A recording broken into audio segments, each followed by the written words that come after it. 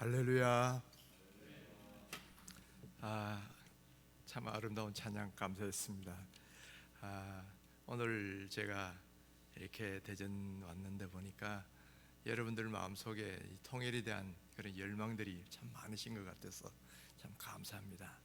이 통일이라는 것은 정말 밥이 나오는 것도 아니고 떡이 나오는 것도 아니고 당장 내 눈앞에 있는 그런 문제가 아니지만은 이거는 우리 민족의 문제일 뿐 아니라 특별히 하나님을 믿는 사람들에게는 대단히 중요한 문제거든요. 우리의 절반이 아직 복음을 알지 못하고 벌써 80년째 분단된 상태에서 이렇게 고통당하고 있기 때문에 우리는 이것을 더욱더 나의 문제로 알고 또 이렇게 기도하는 사람들이 더 많아야 되는 줄 믿습니다. 먼저 한번 기도하고 시작을 하겠습니다. 하나님 아버지, 부정한 종을 이곳까지 보내셔서 이렇게 통일 문제, 이 문제를 해결하기 위해서 무엇이 필요한지를 함께 나누기를 원합니다. 주님께서 이 시간 임재하시고 우리에게 깨달음 주시고 하나님의 은혜로 채워 주시옵소서. 예수님의 이름으로 기도합나이다. 아멘.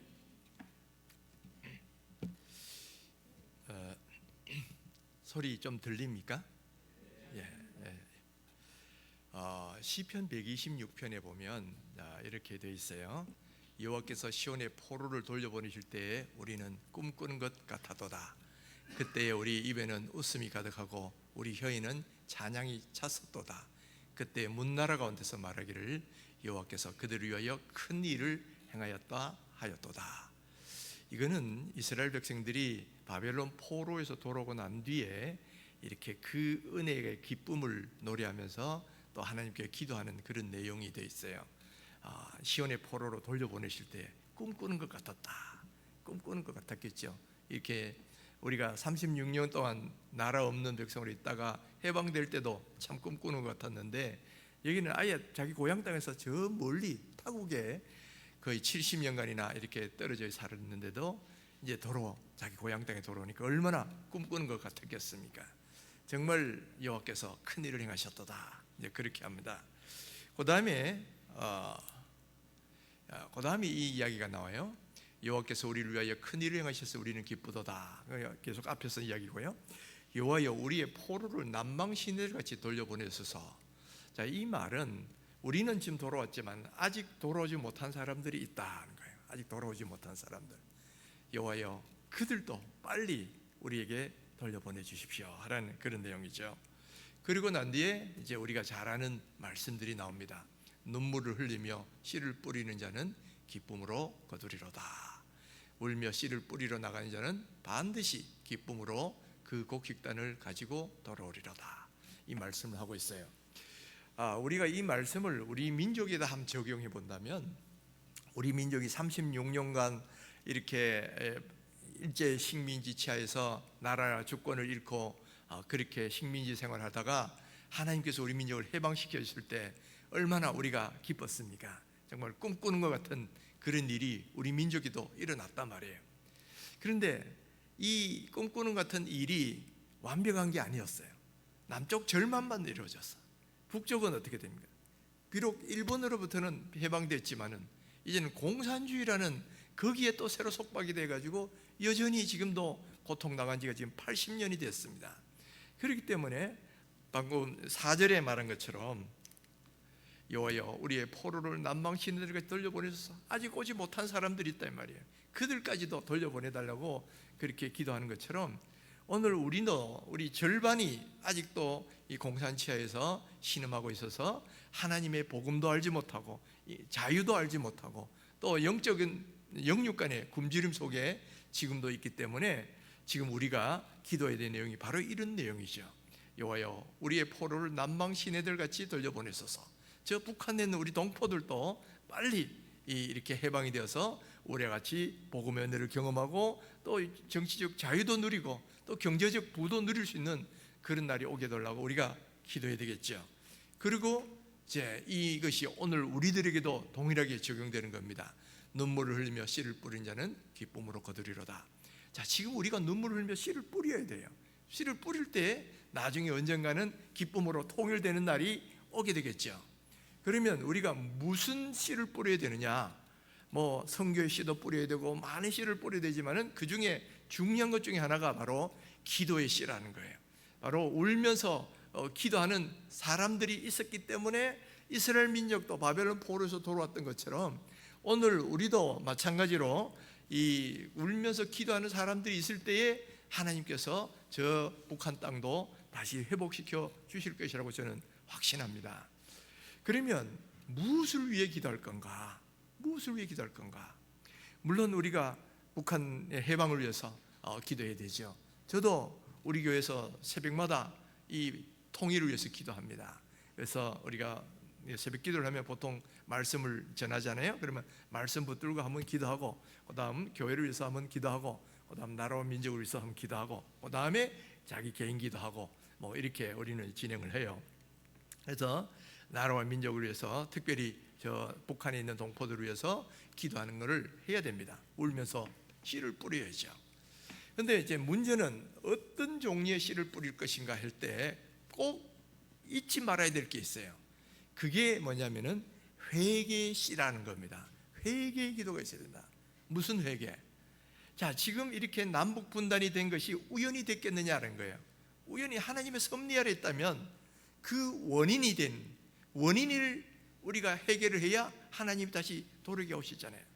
우리가 이스라엘 백성이 바벨론 포로에 잡혀갔을 때도 마찬가지였어요. 그 바벨론 포로의 원인이 뭐였습니까? 뭐 정치적인 이유, 뭐 군사적인 이유 아니에요. 영적인 이유입니다. 하나님 앞에 범죄하고 우상 숭배를 하니까 하나님께서 그들을 바벨론 포로로 잡혀가게 하신 거예요. 그러니까 다니엘이 회개기도 하고 그 뒤에도 또 다른 선지자들이 회개기도 하니까 그 결과로 이렇게 해방이 이루어진 거거든요. 마찬가지로 오늘 우리가 이렇게 남북 분단이 원인이 된 것을 회개기도할 때에 다시 통일도 이루어질 것이다라는 거예요. 그래서 이제부터 여러분, 자, 제가 오늘 특별히 신사참배, 이게 이제 제가 쓴 책이에요. 아직 끝나지 않은 문제, 신사참배라는 책인데, 이 신사참배를 왜 다시 이 시대에 이야기를 해야만 되는지 거기에 대해서 한번 여러분하고 한번 나눠보겠습니다. 그리고 이 문제가 어떻게 통일과 연결되어 있는지 그것도 한번 같이 나누기를 원합니다. 자, 일단 왜 우리가 신사참배를 오늘날 다시 이야기해야 되는가? 이거는 무려 80년, 90년 전에 일어났던 일인데 다 지나간 이야기, 지금도 많은 분들 이야기를 하면 그렇습니다. 옛날 이야기 다 끝난 건 뭘 또 이야기하느냐, 이런 분들이 대부분이에요. 심지어는 목회자들도 그렇습니다. 목회자들도 신사참배 이야기하면 뭐 옛날 다 지나간 거 왜 그 이야기를 뭐 또 하려고 그러느냐, 관심이 별로 없어요. 그런데 왜 제가 이렇게 신사참배를 다시 이야기하려고 하느냐? 자, 오늘날 대부분 사람들은 이 죄에 대해서 전혀 알지 못하고 있습니다. 여러분, 신사참배 그러면 어떻게 알고 있어요? 신사에서 절했다. 대부분 그렇게 생각하죠. 신사에서 절했다. 이게 신사참배에 대한 이해의 거의 대부분이에요. 그리고 불행하게도 신학교에서도 안 가르쳐줍니다. 저도 역시 신학교에서 신사참배는 신사가 절한 거고 그건 나쁜 거야, 이거 정도만 하고 넘어가 버려요. 그리고 구체적으로 어떤 일이 있었는지 신학교에서도 안 가르쳐주니까 일반 성도들은 더더욱 모르는 거예요. 불과 80년 전에 우리 한국교회, 우리 믿음의 선배들이 어떤 일을 행했는지 이거를 지금도 우리 한국교회 성도들이 모르고 있어요. 이거는 목회자들도 모르고 있어요. 자, 그 다음에 더 중요한 건 뭐냐면 그 죄에 대해서 회개가 아직까지도 제대로 이루어지지 않고 있다는 겁니다. 자, 그건 역사는 제가 좀 이따가 좀 구체적으로 설명을 하겠습니다. 아직까지 회개가 안 이루어지고 있다. 그리고 더 중요한 거는 이 죄로 인해서 남북 분단이 이루어지고 북한의 공산화가 이루어졌다고 저는 그렇게 믿어요. 왜 그러냐, 그것도 좀 이따가 성경적 근거와 역사적 근거를 가지고 말씀드리도록 하겠습니다. 지금 이 신사참배의 죄가 끝나지 않은 것이 아직도 그 죄로 인해서 하나님의 진노가 끝나지 않았고 그것이 남북분단으로 그리고 북한의 공산으로 이어져서 지금까지 이렇게 고통을 당하는 일이 있는데, 그러니까 이 문제가 아직 끝난 게 아니다. 그래서 제 책 제목이 뭐냐면 아직 끝나지 않은 문제, 신사참배, 이렇게 돼 있어요. 끝난 게 아니에요. 근데 사람들은 끝났다라고 생각하고 아무도 관심도 안 두고 지금 그러고 있단 말이에요. 역사책 속에나 있지 이 강단에서는 아무도 선포하지 않고 있어요. 심지어는 목회자들 모인 자리에 가서도 제가 한번 우리 교단의 목사 장로 기도회 가서도 한번 이 강의를 했어요. 하니까 잠시는 관심을 갖는 사람들이 몰랐네. 그러시면 그 뒤로는 아무런 반응이 없어요. 그럼 왜 이 문제가 되느냐? 이제부터 한번 여러분 같이 한번 생각해 보겠습니다. 그러면 신사참배가 어떤 죄였느냐? 그냥 신사에 가서 고개 까딱하고 절을 한번 한 그런 죄였느냐? 그게 아니다는 거예요. 그게 아니에요. 여러분 이 죄를 알면 배경부터 아셔야 됩니다. 그것만 딱딱 떼놓고 할 게 아니고 배경과 흐름, 역사의 흐름을 이해하셔야 되는데, 자, 우리가 1938년 9월 9일이 어떤 날인지 여러분 혹시 아시는지 모르겠어요. 우리가 1910년 8월 29일을 국칠이라고 그럽니다. 국칠이라는 것은 국가적 수치가 되는 날이라는 거죠. 이날에 한일 합방이 이루어집니다. 그래서 이날을 우리는 국가적 수칠이다 그렇게 말을 해요. 그러면 1938년 9월 9일은 무슨 달일까요? 아시는 분들이 거의 없죠. 거의 없을 거예요. 저는 이날을 우리 교칠이다, 한국교회 수칠이다 이렇게 말하고 싶은 날이에요. 바로 이날에 무슨 일이 있었냐? 제27회 장로교 총회가 서문박교회라고 평양에 있는 서문박교회에서 열렸어요. 그리고 여기서 우리 한국교회사에서 굉장히 중요한 결정 하나가 이루어집니다. 그 결정이 뭐냐면 신사참배를 정당화하는 결정이에요. 그래서 이날을 우리가 교칠이라고 말할 수 있는데, 자, 이날에 중요한 9월 9일 날 총회를 시작하고 9월 10일 날 제일 오전에 제일 먼저 나온 안건이 바로 신사참배를 결의하는 안입니다. 그리고 그걸 결의하고 난 뒤에 총회장 명의의 성명서가 발표가 되는데, 여기 보면 신사는 종교가 아니고 기독교 교리에 위배되지 않는다. 그러니까 오히려 이 국민 국가의식이니까 기독교인들이 앞장서서 솔선수 보면서 해야 된다. 이게 이날의 결정사항이에요. 총회에서 결정사항입니다. 자, 이 결정이 나고 난 뒤에 이거는 국민 의례이기 때문에, 국민의식이기 때문에 종교 행위가 아니다. 이게 그 신사참배를 정당화하는 그 논리가 되었어요. 자, 그러면 이 종교 행위가 아니냐? 자, 이거를 먼저 살펴봐야 되는데, 이제부터 여러분 신사참배의 배경부터 한번 볼 필요가 있어요. 신사참배가 어느 날 갑자기 탁 그냥 무덤에서 튀어나오듯이 튀어나온 게 아니에요. 이거는 그 어떤 일본의 제국주의의 이데올로기에서 나온 겁니다. 일본 제국주의의 통치 이데올로기가 뭐냐면 국가신도라는 거예요. 그럼 국가신도가 뭐냐? 여러분, 일본이 이 도쿠가와 이에야스가 이 일본을 통일을 합니다. 그리고 거의 한 300년 이상을 이 막부 정치라고 해서 도쿠가와 이에야스의 후손들이 도쿄에서 통치를 해요. 천황은 있었지만은 이렇게 통치하지 않고 군림하지 않습니다. 모든 실권은 장군이라고 하는 이 쇼군이라 그러죠. 도쿠가와 이에야스의 후세들이 다스려 왔어요. 그러다가 19세기에 중엽쯤에 페리 제거독이 이끄는 미국의 군함들이 와가지고 강제로 일본을 개방을 합니다. 그러니까 그 전까지는 일본이 폐쇄 정책을 써서 외국하고 교류를 안 했는데, 이 군함들이 와가지고 막 포문을 열고 위협을 하니까 할 수 없이 힘이 없어서 문을 열어요. 그래서 일본하고 이제 그 막부들하고 이제 개항 합의를 하는데, 그것을 본 일본의 몇몇 번이라 그러죠. 그 지역 영주들 가운데 또 그리고 일부 또 식자층들이 우리나라는 더 이상 막부 정치로는 안 된다. 이제는 천황이 직접 통치하는 그런 체제로 바뀌어야 되겠다. 그래가지고 천황파가 등장하고 막부파가 있고 전쟁이 벌어져요. 내전이 벌어집니다. 이 내전에서 결국 누가 이기느냐 하면은 천황파가 승리를 해요.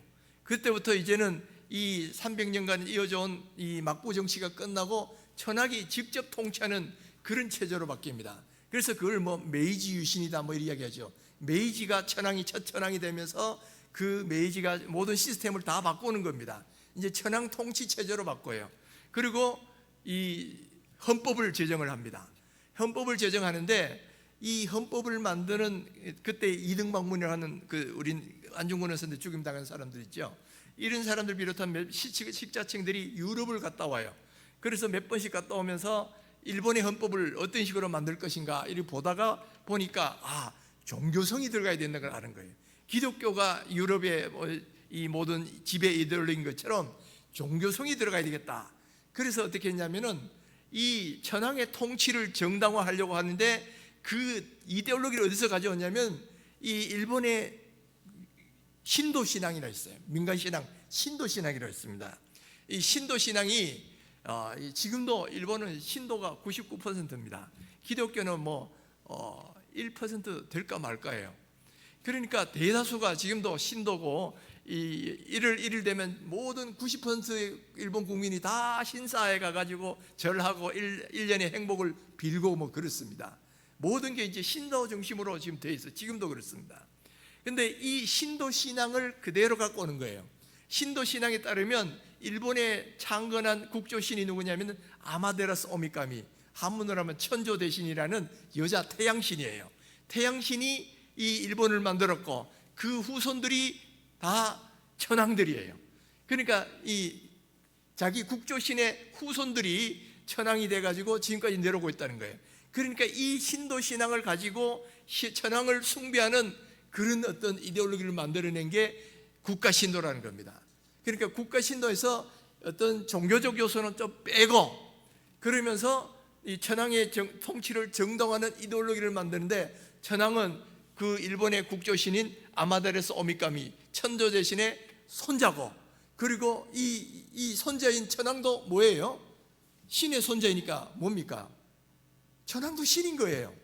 그러니까 천황을 그냥 국가적 수반으로 한 게 아니고 신의 위치로 올린 게 이게 국가신도입니다. 그러니까 절대적으로 천황에는 충성을 할 수밖에 없는 거죠.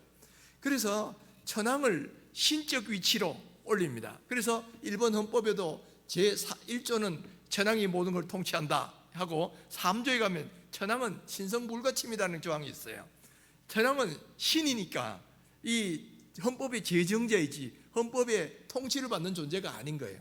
그래서 천황을 신적 위치로 올리면서 이제 천황의 숭배를 정당화하는 겁니다. 과거에 우리가 이 이집트에도 바로를 신이라 그런 적이 있었어요. 로마 시대도 황제를 신이라 그런 적이 있었어요. 그런데 근대에 들어가지고 왕을 사람을 신이라 그런 게 없거든.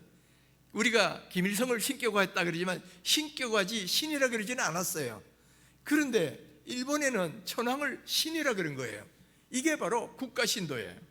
그래서 국가신도의 내용이 이런 겁니다. 일본은 신의 나라이고 아마데라스 오미카미가 만들었으니까 신의 나라이고 최고 신은 아마데라스 오미카미이며 가장 실질적인 신은 천조 대신의 손자이며 현인 신인 천황이며 천황은 신성불가침이다. 이 천황에게 국민은 죽음으로 충성할 것이며 천황의 조상신들을 모신 신사에 참배치 않는 것은 비국민이다. 이게 국가신도의 핵심 내용입니다. 그러니까 저기 보시면 천황은 뭐라 그랬어요? 실질적인 신이다 그랬죠? 그리고 천조 대신 그러니까 아마데라스 오미카미의 손자이고 현인신이다 그랬어요. 현인신은 지금 인간이 되어 나타나는 신이다 이 말이에요. 우리 기독교식으로 말하면 인성과 신성을 다 가진 분이 예수님이시잖아요. 바로 천황은 그런 존재예요. 이 신인데 인간의 모습으로 지금 나타나 있는 거야. 그리고 그 천황은 절대로 인간이 침범할 수 없는 신성불가침이라는 거예요. 그러니까 모든 국민은 이 천황에 절대 충성해야 되고 그 신사는 천황의 조상신들을 모신 곳인데 거기에 참배치 않는 것은 그 사람은 국민이 아니다는 거예요. 이렇게 해서 이 신사참배가 나오는 겁니다. 그러니까 신사참배의 본질은 뭐예요? 천황숭배가 본질이고 신사참배는 그것을 정당화시키는 방법론인 거야. 그러니까 신사참배 그 자체가 목적이 아닙니다. 그걸 통해서 뭘 고양시키려냐면 천황에 절대적으로 충성하는 천황을 신으로 모시는 바로 그것을 이 사람들에게 교육시켜 의식화시키는 게 바로 신사참배였다는 거예요. 이해되시죠? 그래서 이 신사참배의 핵심은 뭐냐면 천황을 신으로 섬기고 천황을 절대 충성하는 그런 사람이 되는 거고, 그 방법론이 신사참배였다라는 거예요. 그러니까 이 국가 신도를 이 사람들은 이거는 종교가 아니고 이 국가 이념이다 이렇게 이야기를 했습니다. 그러면서 정당화시켰는데, 이 아오키 오사무라는 사람이 뭐라고 했냐면은 국가 신도는 세계 종교사에도 그 유래를 찾아보기 힘든 특이한 국교였다. 그것은 근대 천황제라는 국가 권력의 종교적 표현이며 신도, 불교, 기독교의 공인 종교 위에 군림하는 내용이 결여된 국교였다. 종교였다 이 말이죠. 국교였다는 거예요. 그게 바로 신도, 국가 신도였다라는 거예요. 그리고 나중에 2차 대전 때 패망을 하죠. 그러니까 일본의 천황이 나중에 전 국민 앞에서 나는 신이 아니다라는 걸 선포해요. 그 말은 그 전까지는 신으로 군림했다는 이야기입니다. 그렇기 때문에 여러분, 이 신사참배의 본질은 뭐냐면 천황을 신으로 숭배하는 겁니다. 그것이 핵심이라는 거 여러분 아시고 그 다음부터 한번 보십시다.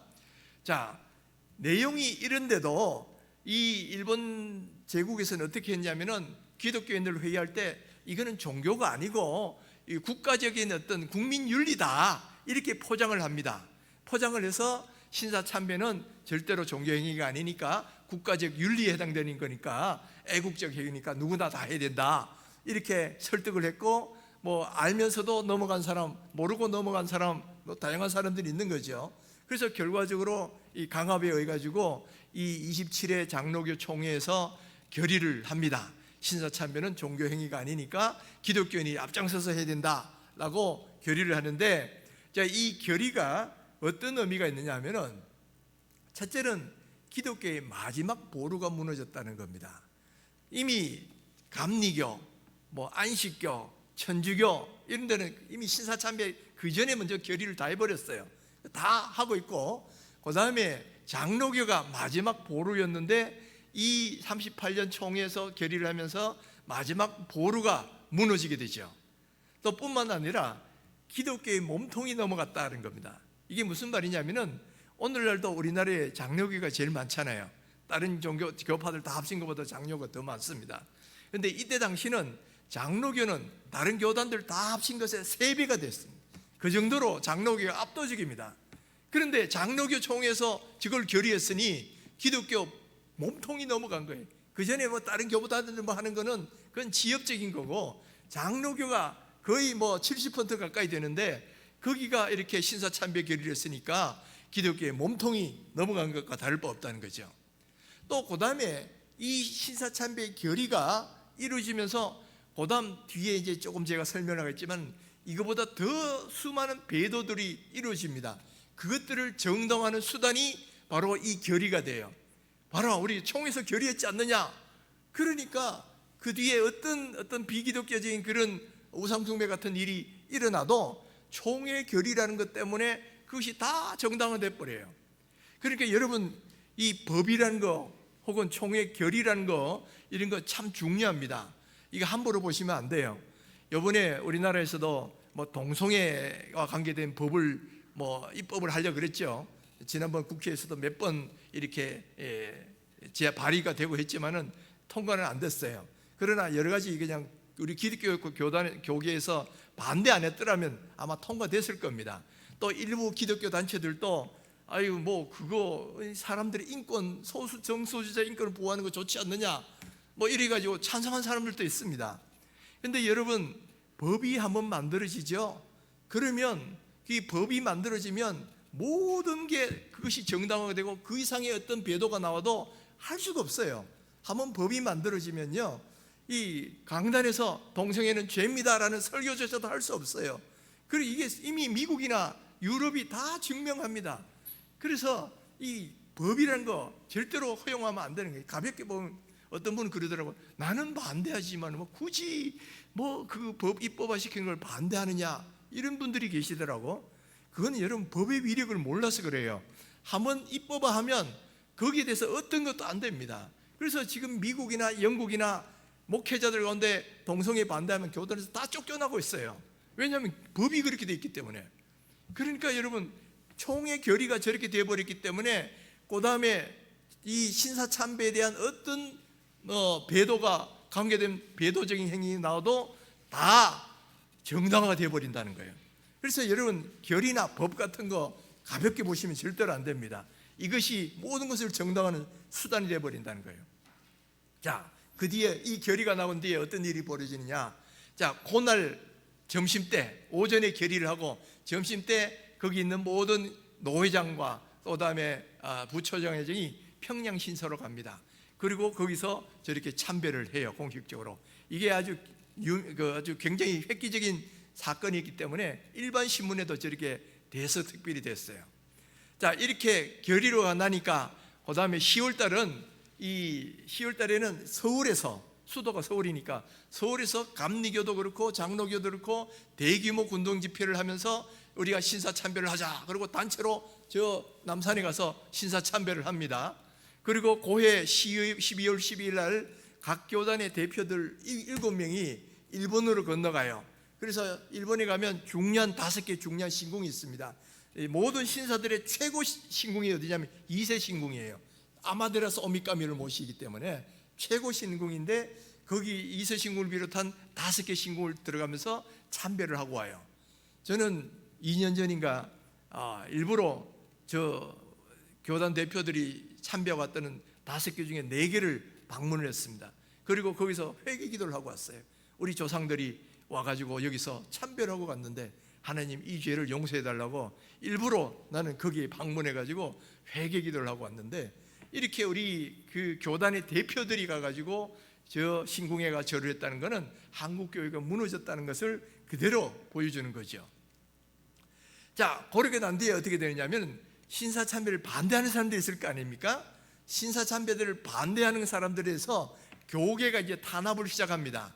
그래서 신사참배를 거부한 사람들을 처벌하는 공문을 총회장 명의로 내려보내요. 그리고는 신사참배 반대자들을 노에서 제명하거나 교회에서 청빙을 못하도록 결의를 해버립니다. 또 그리고 주기철 목사님 같이 반대하는 사람들을 다 감옥에 가둘 뿐만 아니라 사택에서 강제로 철거를 합니다. 그러니까 노회에서 나와가지고 그 노모와 가족들을 다 사택에서 쫓아내는 거예요. 기록에 따르면 주기철 목사님이 노모가 안 나가려고 이 기둥을 붙들고 막 그런 거를 강제로 끌고 냅니다. 그러니까 이 노모가 이 가만히 떡이를 놓고 그 집 앞에서 3일을 통곡했다는 그런 기록도 있어요. 그런데 이들을 강제로 몰아낸 사람이 누구냐? 다 목사들입니다. 경찰이 아니에요. 목회자들이 앞장서서 이 신사참배 한 사람들, 반대한 사람들 다 쫓아내고 신고하고 그렇게 되는 거예요. 그 다음에 신사참배 반대하거나 회피한 사람들을 일본 경찰에 고발 조치하는데 그 고발 조치한 사람들이 다 목회자들입니다. 경찰이 한 게 아니에요. 목회자를 스스로 한단 말이야. 그 광주에서는 어느 교회에서 장로가 좀 이따 이야기했지만 일부 예배를 이 신도 예배를 드립니다. 국가 무슨 국민의례라 그러고 먼저 신도 예배 드리고 그 다음에 이제 기독교 예배를 2부에서 드리는데 어떤 장로가 1부 때 슥 빠지고 2부 때 들어왔단 말이야. 그러니까 담임 목사가 평소에 장로가 이렇게 감정이 안 좋았던지 경찰에다 신고해 버립니다. 그래서 그 장로 경찰에 잡혀서 가요. 또 서울에서는 어떤 일이냐면은 어느 날 목사님이 이제 예배를 인도한다 보니까 그날따라 원래 경찰이 뒤에 와서 앉아서 감시를 하거든. 근데 그날따라 안 왔어요. 그러니까 잘 됐다. 그래가지고 1부 예배 생략하고 2부로 막바로 기독교 예배만 드린 거예요.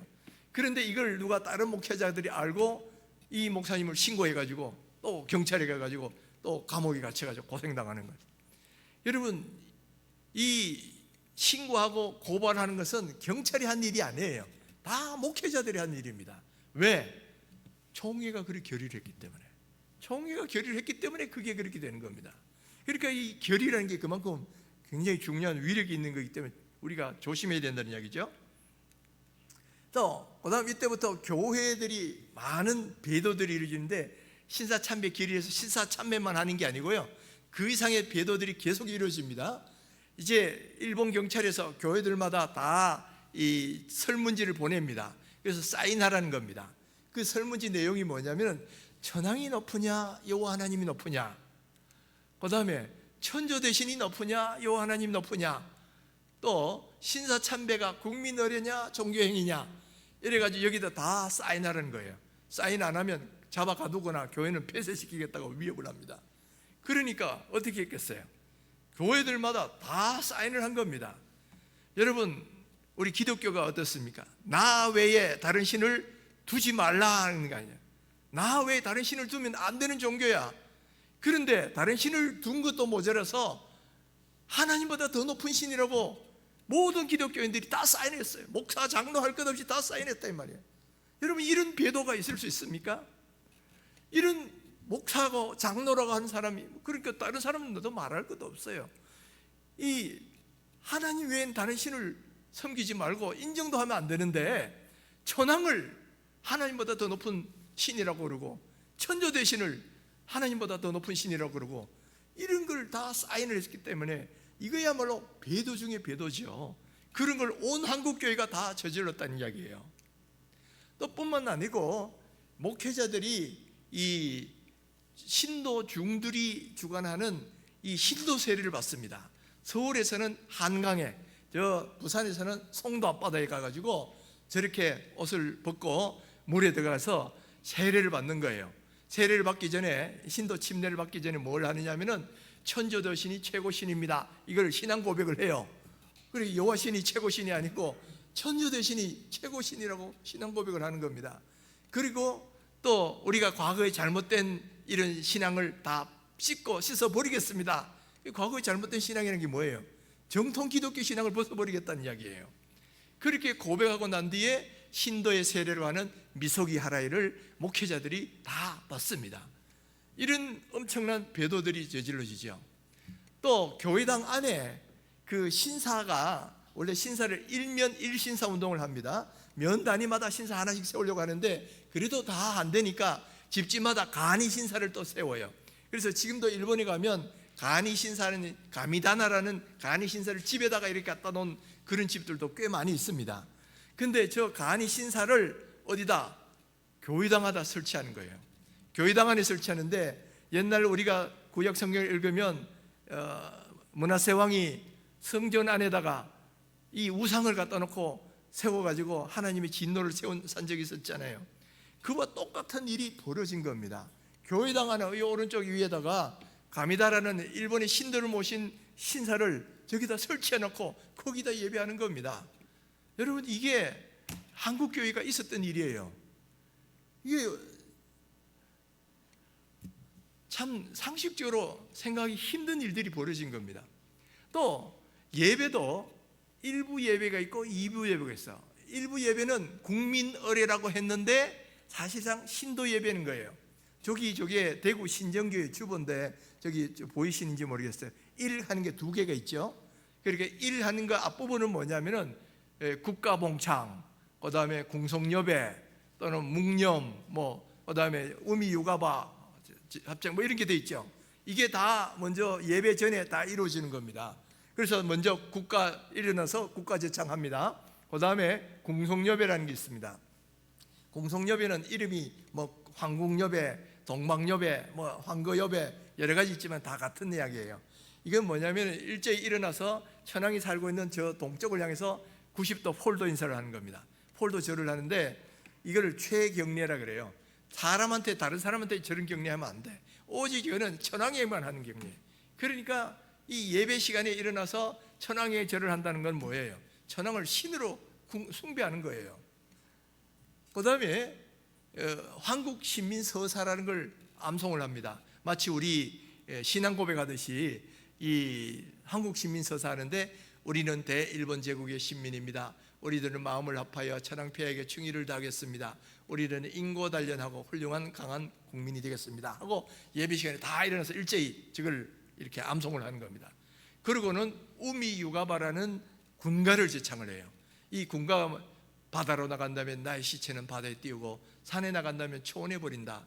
천황의 곁에서 죽어도 뒤돌아보는 일은 없으리. 이거를 예배 시간에 일어나가지고 일제히 성도들이 저거를 군가를 부른단 말이에요. 그리고 그 다음에 묵념하고 그러면서 일부 예배가 끝나는 거야. 그리고 그 다음에 찬송가 부르고 설교하고 이렇게 2부 예배가 진행되는 거예요. 그러니까 이거는 완전 혼합주의죠. 혼합주의가 됐어요. 또 뿐만 아니라 기독교 신앙을 자체를 이 총회에서부터 이거를 신도에 맞게 바꾸는 겁니다. 기독교 교리를 신도 신앙에 맞게 다 왜곡을 시키는데, 찬송가 가운데 십자가 군병들아 주 위에 일어나 뭐 이런 거 있잖아요. 이런 것들은 전투적 찬양이니까 빼버립니다. 그 다음에 삼천리반도 금수강산 하나님 중심 농산, 이거는 민족적 의식을 고식시키는 찬송이기 때문에 이것도 빼버려요. 그리고 그 다음은 그 찬송가 중에서도 내용도 바꿉니다. 대왕 다스리시네, 이거는 자칫하면 천왕보다 더 높은 느낌을 주잖아요. 그러니까 이 전부 하나님에 대한 표현을 어떻게 바꿨냐면 주님 보살피시네, 이렇게 좀 낮추는 식으로 찬송가 내용을 바꿔버려요. 오직 대왕 다스리시는 누구만, 천왕만 하는 거예요. 천왕만. 그리고 하나님에 대해서는 그보다 한 단계 밑의 표현들, 주님 보살피시네 뭐 이렇게 바꿔버립니다. 그리고 성경 가운데도 이 신도 신앙하고 안 맞는 건 다 빼버립니다. 신도 신앙에는 신들이 여럿 있잖아요. 근데 기독교에서는 무에서 유를 창조하는 하나님, 그렇게 돼 있으니까 이거 이 모세오경 다 빼버립니다. 이거는 유대 신앙이야 해버리고, 또 그 다음에 종말론에 대한 이야기도 이 일본 제국은 영원한데 무슨 종말론이냐 이래가지고 종말론도 다 빼버려요. 그러고 나면 남는 게 뭐냐, 사복음서만 남는 거예요.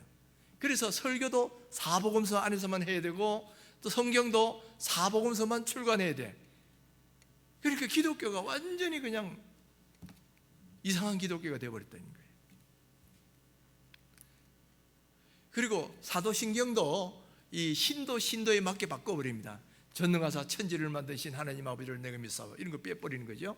그리고 저리로서 산자와 죽은 자를 구원하러 오시리라, 이것도 종말이라는 거 빼버립니다. 그래서 나머지만 남기는 거예요.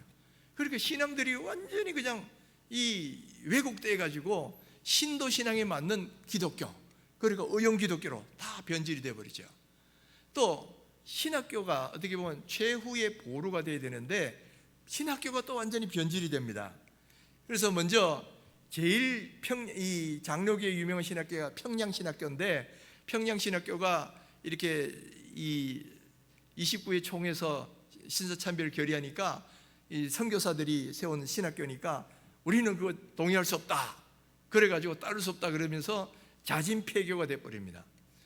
그리고 폐교가 되니까 그 다음 해에 서울에서 조선신학교가 세워져요. 김재준 박사가 세운 조선신학교가 세워지는데, 조선신학교는 원래 설립 목적이 뭐냐면 황국의 기독교 교육자 양성이 목표가 되는 거예요. 그래서 목사나 전선사 이런 거 대신에 정교사, 보교사로 신앙하고 신도와 기독교를 혼합한 일본식 혼합 종교를 가리키는 그런 신학을 가리키게 된다는 거죠. 또 그 뒤에 이 평양신학교 폐교되니까 그래도 장로교 신학교는 평양인데 해가지고 다시 평양신학교를 새로 세웁니다. 이거를 후평양신학교라 그래요. 채필근이라는 분이라고 하는 게 오늘전지 모르겠는데, 이 사람이 학장이 돼가지고 주동해서 만들었기 때문에 채필근 신학교라고 그럽니다. 이것은 전에 있던 평양신학교는 전혀 성격도 달라요. 정통신앙을 가진 기독교 신자들을 일본 민족주의 정신으로 개종시킬 교회사를 양성하는 신학교다, 이렇게 돼 있어요. 설립 목적이 그래 돼요. 교회사라는 것은 지난날의 잘못을 깨우치게 하는 교사라는 뜻입니다. 그런 교사를 양성하는 곳이 이 평양신학교가 된 거예요. 그러니까 평양신학교가 오히려 의용에 앞장서는 거죠. 감리교는 한술 더 뜹니다. 감리교는 한때 폐교되다가 다시 만들어지는데 이름이 황도정신교사 양성소. 그러면서 과목 내용도 구약이나 바울서신, 예언서 이런 건 다 빼버리고 일본 종교는 신도학, 신도 역사, 유교학, 불교학, 교련 이런 걸 공부하는 신학교가 되니까 이거는 뭐 기독교 신학교인지 일본 신도 신학교인지 뭐 헷갈릴 정도지요. 그러니까 이건 신학교가 완전히 변질되어 버렸다. 그리고 교회를 지도해야 될 신학교가 완전히 의용적인, 그리고 일본 신도에 맞는 기독교의 변질된 그런 걸 가리키는 그런 곳이 온상이 되어 버렸다는 거예요. 그러니까 얼마나 제대로 된 신앙이 아니고 변질됐다는 걸 알 수 있죠. 그 다음에 이 기독교 단체가 이때부터는 한국 신민화 정책에 적극적인 협력의 길로 갑니다. 그래서 이 신사참배 구원운동을 총회가 앞장서서 전개하고 전승 축하회, 무은장구 기도회, 시국강연회, 위문공연 이런 거를 교회가 앞장서서 더 많이 하는 거죠. 또 그러면서 이제 많은 전쟁 물자가 필요하니까 국방 헌금도 엄청난 158만 원, 그때 당시 돈은 엄청난 돈입니다. 혈병금은 뭐냐면은 이 군인들 위문하러 갈 때 쓰는 비용, 그걸 혈병금이라 그래요. 그것도 감리교회는 이 전투기 세대의 값을 또 헌금하고, 장로교에서는 조선 장로회라는 함상 전투기를 또 헌납하고, 또 그 외에도 교회종이나 철제를 다 갖다 바치는 거죠. 그래서 전쟁 물자를 조달하는 그런 일에 교회가 앞장섰다는 거죠. 또 그리고 이제 주일 오전 예배를 제하고 모든 예배를 다 폐지해 버립니다. 주일 오전 예배 하나만 남아요. 그리고 면 단위마다 교회 한 개만 남기고 다 통폐합해 버립니다. 그리고 그 재산은 다 국방헌금으로 헌납해 버리고, 이제 이런 일들이 벌어지죠. 그러니까 일제히 협력한 대가가 저렇게 되는 거예요. 그 다음에 기독교가 완전히 일본식으로 바뀌는 겁니다. 창시개명, 일본어 예배 설교 뿐만 아니라 저 사진에 보시면 군복들을 입고 있죠. 그 군복 입고 있는 사람들이 누구냐? 군인이 아니고 목회자입니다. 목회자들이 일본 군복과 같은 복장으로 이제 설교도 하고 그런 거죠. 그 다음에 모든 예배나 총회 모임, 기독교 단체 모임제는 국민 의례를 해서 천황 숭배하는 이거 있잖아요. 이거 먼저 하고 하는 겁니다. 그리고 모든 외국 단체들과 기독교 단체들과 단절하고 일본 교단하고만 통합하도록 그렇게 만들어버린 거죠. 그리고 이제 나중에 결국 어떻게 되냐? 그렇게 했는데도 불구하고 장로교는 31회 총회를 끝으로 스스로 해산하고 일본 기독교 장로교단 밑에 합병이 되어버립니다. 그리고 1945년 7월 19일 날에는 해방 며칠 전에는 이 모든 교파들이 하나로 된 그런 일본 기독교 조선교단, 하나 통일교단을 만들고 그것을 일본 기독교단의 하부 조직으로 편입시켜서 완전히 일본의 그 앞잡이 그런 것으로 만들어 버리는 거죠. 이게 일제시대 때 일어났던 그런 일들이다 하는 거죠. 여러분, 이런 것에 대해서 들어보신 적이 있었습니까? 신사참배가 이런 거였다 들어보신 적 없죠? 어느 누구도 안 가르쳐줍니다. 목사님들도 몰라요. 신학교에서도 제대로 안 가르쳐주니까 몰라요. 저도 몰랐다가 나중에 목회를 하다가 어느 기사를 읽다가 어떤 그 미소기 하라이라는 그거 받았다는 걸 보면서 깜짝 놀랐어요. 그러면서 좀 공부를 하다 보니까 야, 신사참배가 그냥 신사에 가서 절하는 거 이런 정도로 알았는데 그게 아니다는 거예요. 그게 아니다. 천황을 여호와 하나님보다 더 높은 신이라고 고백하고 이 앞에다가 그냥 이 교회당 안에다가 신사를 갖다 놓고 거기다 절하고 또 예배를 그냥 기독교 예배 앞에 신도 예배를 먼저 드리고 이게 신사참배의 본질이었다는 거예요. 여러분, 이거는 하나님도 섬기고 이방신도 섬기고 했던 사사기 시대의 죄가 똑같은 죄가 벌어진 거예요. 우리가 사사기 시대의 죄가 사사기 시대라고 해서 여호와 하나님 신앙을 버리고 우상만 섬긴 게 아니에요. 하나님도 섬기고 이방신도 섬기고 한 게 사사기 시대의 죄였단 말이에요. 그렇다면 일제시대의 죄는 바로 천황을 하나님보다 더 높은 신으로 섬기는 그런 죄였기 때문에 이것은 정말 우리 한국 교회에는 하나님 앞에 엄청난 배도를 저진 그런 죄였다는 거예요. 그런데 모르고 있다는 거예요. 한국 교회 이게 몰라요. 물론 몇몇은 압니다. 역사학자들은 알아요. 그러나 그건 역사학 책 속에만 있는 거지 일반 성도들은 전혀 모르고 있어요. 교육이 안 되고 있어요. 자, 그러면 그 다음 중요한 게 죄를 지은 것보다 더 중요한 것은 죄를 회개했느냐는 문제잖아요. 그러면 신사참배 죄가 얼마나 회개가 되었느냐라는 겁니다. 되었느냐? 자, 1945년 8월 15일 날 해방이 됩니다. 그리고 8월 17일 날에 신사참배에 반대하다가 투옥된 사람들이 한 50여 명이 돼요. 그 중에 70여 명이 되는데 그 중에 50명 정도가 순교하고 17명 정도가 살아서 나옵니다. 이분들을 우리가 추록 성도라 그래요. 근데 이분들이 추록에서 금방 자기 고향으로 가지 않고 한 2달 동안 산정연교회, 주기철 목사님 산정연교회에 모여가지고 한국교회를 어떻게 재건할 것인가를 이렇게 논의를 합니다. 하면서 거기서 5가지 중요한 원칙을 세웁니다. 그 중에 뭐가 있냐면은 이 신사참배한 목회자들은 2달 동안 근신해야 된다, 근신하면서 회개된다, 이런 내용이 들어가 있어요. 그래서 그걸 발표를 하니까 그 기존에 있던 교회의 지도자들이 예, 우리가 잘못했습니다 하고 회개를 하면 되는데 회개를 하지 않는다 이 말이에요. 이 38회 총회에서 이 신사참배를 가결한 총회장이 홍택기라는 분인데, 이분이 뭐라 그랬냐면은 근신해야 된다 그러니까 옥중에서 고생한 사람이나 교회를 지키기 위해 고생한 사람이나 고생은 마찬가지다. 오히려 교회를 버리고 해외로 도피했거나 은퇴 생활을 한 사람보다도 교회 지키려고 한 사람의 수고가 더 높이 평가돼야 된다. 그러면서 우리는 교회 지키려고 한 거다, 그러니까 회개할 이유가 없다, 뭐 그런 이야기죠. 그래서 회개를 거부하는 거예요. 이렇게 그런 죄를 지으면서도 회개를 안 하려고 하는 거예요. 정당화시키고, 또 이런 분들이 다수였단 말이에요. 대다수가 다 했으니까. 그러니까 이게 회개가 안 되는 거예요. 그래서 어떻게 되냐, 남북한이 그때 이미 이제 갈라지는데 북한교에서도 이게 회개해야 된다 그런 사람들이 나오니까 우리 회개 못하겠다 이러다가 결국 어떻게 되냐, 그 추록 총도 가운데 한 사람인 이기선 목사님이라는 분이 주축이 돼가지고 30개 교회가 이 신사참배 반대했던 30개 교회가 따로 분리돼 나옵니다. 이것이 혁신복구파예요. 그래서 혁신복구가 분열돼 나옵니다. 그리고 남쪽은 어떻게 됐느냐, 남쪽에서는 역시 마찬가지로 신사참배를 주로 반대를 많이 했던 고려파 사람들이 또 역시 교단이 분열돼 버립니다. 그래서 이 교단이 이 문제 때문에 분열이 일어나요. 그러다 보니까 이제 이 장로교가 원래 하나였거든.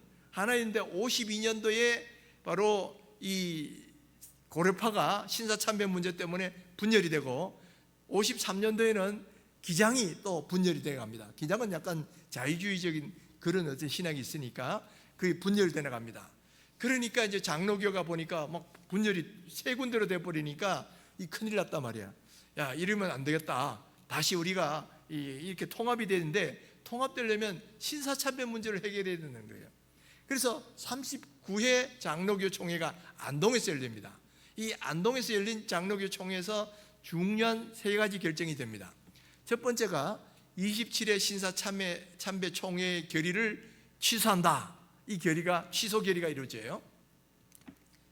그 다음에 우리 2번의 회개 기도를 하자. 한 번은 성찬식 하기 전에 같이 한번 회개를 하고, 다음날 새벽 기도할 때 또 다시 한번 회개 기도하고 우리가 신사참배된 죄를 회개하자.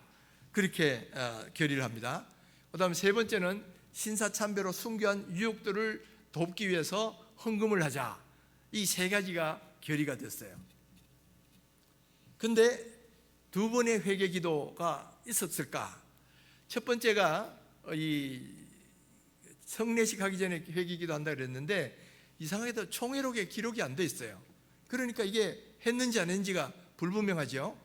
그 다음에 다음날 새벽 기도 때 회개 기도를 하기는 했는데, 여러분 총회 혹시 가보시는 분, 총대로 가보신 적 있는 분이, 목사님 한번 가보셨습니까?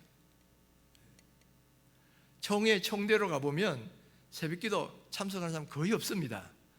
죄송하지만은 뭐 참석자 10분의 1도 안 돼요. 그런 분들이 모여가지고 회개 기도 한번 했다고 그러니까. 그러면 그게 제대로 된 회개 기도냐 아닌가? 정말 회개해야 될 당사자들은 아예 그 자리에 있지도 않은 거예요. 근데 저 2번의 회개 기도를 했다 이 말이에요. 그러니까 한국교회가 회개했다라고 지금까지 믿고 내려오는 겁니다. 지금까지도 한국교회 전체가 회개한 적 한 번도 없어요. 온 한국교회가 7년, 8년 동안 신사참배를 계속 해왔잖아요. 그런데 이거를 교회가 한 번도 회개한 적이 없고, 총회에서 2번의 회개기도, 그것도 제대로 된 회개기도도 아닌 그걸 하고 다 끝났다. 그리고 지금 한국교회가 지금까지 내려오고 있단 말이에요. 이게 회개가 안 된 거야. 이거 이렇게 무서운 배도를 저질렀으면서도 아직도 회개치 않고 있는 그런 교회가 이 한국교회라는 이야기예요. 자, 그러면 이것으로 신사참배의 과가 다 종결됐다고 말할 수 있느냐라는 겁니다. 이 두 번의 회개기도, 아까도 말했지만 하나는 총회에 기록도 안 나와 있고요, 하나는 참석자들 10분의 1도 안 나오는 거기서 한번 회개기도 한 것 같고, 다 끝났다라고 지금까지 한국교회 믿고 내려오고 있는데 이것으로 신사참배 그게 다 끝났느냐? 그렇지가 않다는 거죠. 자, 이제부터 이제 남북분단과 신사참배의 관계에 대해서 한번 좀 살펴보겠습니다. 자, 여러분, 다니엘이 보여주는 메시지가 다니엘서 9장 1절부터 19절이 나옵니다. 다니엘이 어느 날 갑자기 깨닫게 된 게 뭐냐면, 이제 이 예레미야가 말한 70년간 이 예루살렘이 황무해진 기간이 다 끝나간다는 걸 어느 날 깨닫게 돼요. 아마 학자들은 이때가 이제 이 고레스 왕이 해방을 선언하기 1, 2년 전쯤일 것이다, 그렇게 봅니다. 그러니까 고레스 왕이 나타나 가지고 이제 이스라엘 민족을 포로에 귀환을 시킬 때 그 내용이 떨쳐지기 한 1년 전에 다니엘이 하나 문득 깨달은 게 70년이 다 돼간다. 그러면서 한 일이 뭐냐면은 회개 기도를 하는 겁니다. 금식하고 죄를 무릅쓰고 옷을 찢고 베옷을 입고, 그리고 이 회개를 하는데 무슨 죄를 회개하느냐? 두 가지 회개를 합니다. 첫째는 우상숭배의 죄를 회개해요. 우리가 이렇게 바벨론 포로로 잡혀오게 된 이유는 이게 뭐 군사적인 이유나 정치적인 이유 때문이 아니고 오직 하나님을 버리고 우상을 숭배했기 때문에 이렇게 됐다라는 거, 그거를 알고 그 우상 숭배의 죄를 회개합니다. 여러분 나중에 다니엘서 9장을 한번 유심히 한번 읽어보십시오. 그 다음 두 번째는 뭐냐면은 이렇게 징계를 당하고 있으면서도 여전히 죄를 회개치 않고 있는 죄를 회개하고 있다. 이렇게 징계를 당하면서도 아직도 회개치 않고 있어요. 그 죄를 또 회개합니다. 지금 우리 상황과 똑같지 않습니까? 우리가 남북분단이 이 신사참배의 죄라고 저는 믿습니다. 좀 이따가 다시 좀 더 설명하겠습니다. 그런데도 이 신사참배의 죄 회개치 않았죠? 그리고 회개치 않고 있는 이 죄에도 또 여전히 있다 이 말이죠. 똑같은 거예요. 그러니까 하나님께서 이 한국교회를 그냥 두시고 보시겠냐, 진노하실 수밖에 없다는 거예요. 그래서 어떻게 됩니까? 1945년도에 해방이 이루어짐과 동시에 남북분단이 이루어지고 저 북한은 공산화가 되어버리죠. 그리고 1948년 9월 9일 날 공식적으로 북한 정권이 수립이 됩니다. 그런데 여러분, 48년 9월 9일은 뭐하고 연결되지 않습니까? 38년 9월 9일 바로 신사참배 결의한 그로부터 정확히 10년 뒤에 북한이 저렇게 공산정권이 수립이 돼요. 그 우연일까? 자, 그 다음에 50년부터 53년까지 전쟁이 일어나죠. 그리고 지금도 장대현 교회 자리에 김일성, 김정일 동상이 건립되어 있다는 거예요. 자, 얼마나 거대한지 저 사람들을 보시면 크기를 알 수 있죠. 저 자리가 원래 장대현 교회가 있던 자리가 장대제라 그랬습니다. 장대제가 바뀐 이름이 뭐냐? 지금이 만수대라고 바뀌어 있어요. 지금 저게 이제 만수대에 서 있는 건데, 원래 저 만수대 바로 저 자리는 아니고, 그러나 그 일대가 거기에 장대현 교회가 있었습니다.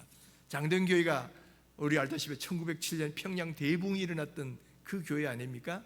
그 교회에서 그 자리에 이제는 그 교회가 없어지고 저렇게 김일성, 김정일이 그 자리에 마치 신처럼 저렇게 서 있는 거죠. 그럼 왜 이런 현상이 일어날까? 우리는 모든 인류의 역사는 하나님이 주관하신다고 보기 때문에 하나님이 하신 거라고 봅니다. 그럼 하나님이 왜 저런 일을 일어나게 하셨을까? 자, 여기서 한번 보십시다. 36회 그 총회장인 권연호 목사가 그 54년도에 신사참배 취소 결의할 때 기도를 이렇게 했습니다. 우리들이 저지른 저 무서운 신사참배의 죄로 인하여 이 땅에 무서운 전란, 그 6.25가 왔고 이 민족이 이렇게 피와 쌀을 쏟고 찢었나이다. 그리고 교회가 갈라지고 38선이 가로막히게 된 것이 바로 신사참배의 죄 때문이다. 그러면서 회개하고 있죠. 저는 저 기도에 동의하는 거예요. 바로 신사참배 죄 때문에 남북분단이 왔고, 그리고 이렇게 6.25 전쟁이 왔다는 겁니다. 자, 그걸 어디서 알 수 있느냐? 여러분, 이 열왕기상 9장 6절 7절에 보시면 솔로몬이 성전을 건축하고 하나님께 봉헌했을 때 하나님이 너무너무 기뻐하셨어요. 그래서 내가 여기다 내 이름을 두고 이것을 거룩하게 하고 여기서 너희들이 기도하면 내가 들어주겠다, 그렇게 하셔요. 그렇게 하고 난 뒤에 조건이 하나 갖다 붙습니다.